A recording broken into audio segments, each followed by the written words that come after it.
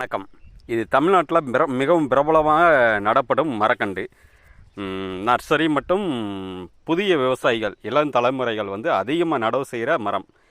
இந்த மரத்தோட வயசு சுமார் 3 வருடத்துக்கு மேலே, 3 to 3.5 வருடம் மரம். இதுதான் தண்டுலேருந்து, அதாவது மெயின் இது தண்டுலேருந்து இவ்வளோ தான் வேரே வந்திருக்கு.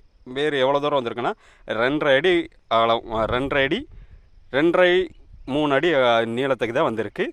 இது பக்க வேர், அதிகமான நீளத்தை கிடையாது. இது இப்படி இருந்ததுன்னா அதிகமான காற்று அடிக்கும்போது மரம் சாஞ்சிரும். புயல் அடிக்கிறம்போது இந்த மரம் வேகமாக சாஞ்சிரும். இது ஆணி வேர் தாவரம் கிடையாது. மிக ஆழமாக காற்று இதெல்லாம் வளைஞ்சு கொடுக்குற மாதிரி மரம் கிடையாது.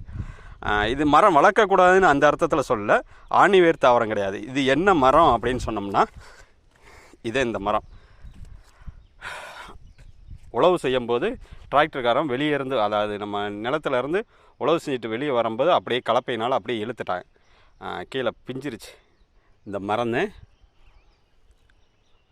ஆப்பிரிக்கன் மகாகனி. அதாவது சிங்கப்பூர், மலேசியா, இந்தோனேசியா, பிலிப்பைன்ஸ் இங்கெல்லாம் அதிகமான மழைப்பொழிவு இருக்கும். 3000 mm முதல் 4000 mm வரையிலும் மழைப்பொழிவு இருக்கிற நாட்டில் தான் இந்த மரங்கள் அதிகமாக வளரும். அந்த இடத்துல வளர்கிற மரம் தான். நானும் வளர்ச்சிருக்கேன், நானும் வைக்கலன்னு கிடையாது.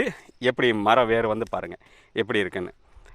இனி அந்த இடத்துல சூடமோனோஸையும் சாணத்தையும் தடவி நம்ம கொஞ்சம் மண்ணை நல்லா மேலே ஏற்றி விட்டு பண்ணணும். அப்போனா தான் கொஞ்சம் பிரச்சனை இல்லை. பார்த்துங்க. இந்த மரம் வளர்க்கலாமா அப்படின்னு கேட்டோம்னா, அதிகமான மழைப்பொழிவு இருக்கிற பகுதியில், புயல் அடிக்காத பகுதியில், மழைப்பொழிவு அதிகமாக இருக்கிற பகுதியில் கொஞ்சம் நெருக்க கூட வைக்கலாம். நம்ம பொதுவாக சொல்லுவோம் 16 அடி இடைவெளி வச்சு நல்லா இருக்கும் அப்படின்னு சொல்லுவோம். இந்த மரத்துக்கெல்லாம் 12 அடி இடைவெளி விட்டாலே போதும் போல் இருக்குது. அந்த மாதிரி மரம் தண்ணீர் விடவே நல்ல வளர்ச்சி வரும் மரம் இந்த மரம். ஓகே, நன்றி.